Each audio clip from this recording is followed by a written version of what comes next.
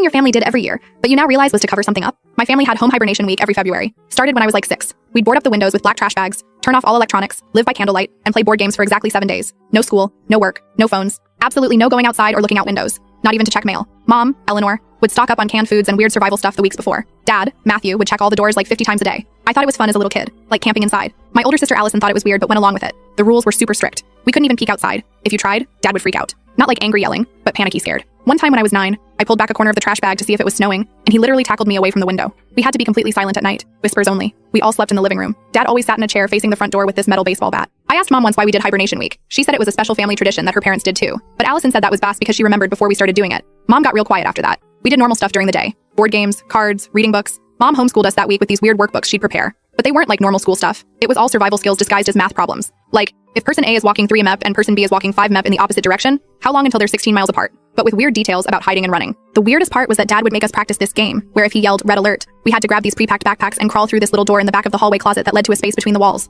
We'd have to stay completely silent in there sometimes for hours while Dad did something. IDK what? When we came out, everything would be exactly the same. Allison stopped participating when she turned 16, just flat out refused. Massive fight. I'd never seen Mom cry like that before. They let her stay at a friend's house that year. But the next year she was back for hibernation week. She never said why. She just seemed different after. When I turned 14, I started asking more questions. Why February? Why 7 days? Why were we hiding? Mom always said we weren't hiding. We were preparing. Dad would just get this distant look and change the subject. I Googled our family when I was 15. Nothing that explained why we became paranoid survivalists for one specific week every year. When I was 17, hibernation week came and I noticed Mom and Dad watching the calendar obsessively, counting down days. They started hibernation preparations 2 weeks early that year, seemed extra stressed. 3 days before hibernation was supposed to start, there was a knock at the door. Mom literally collapsed. Dad went pale. They shoved me and Allison into the wall space without any explanation. I could hear muffled voices. A man, not Dad. Deep voice. Calm but something off about it. Asking questions. Where is she? Need to see her. Legal right. Then Dad's voice, higher than normal. Denying. Confusion. Don't know what you're talking about. Allison was hyperventilating next to me, whispered, "It's him." I had no idea who him was. We stayed in that wall space for 2 hours. When Dad finally let us out, the house was perfectly normal, like nothing happened. But Mom was gone. Dad said Mom had to go away for a bit and hibernation week was canceled. He seemed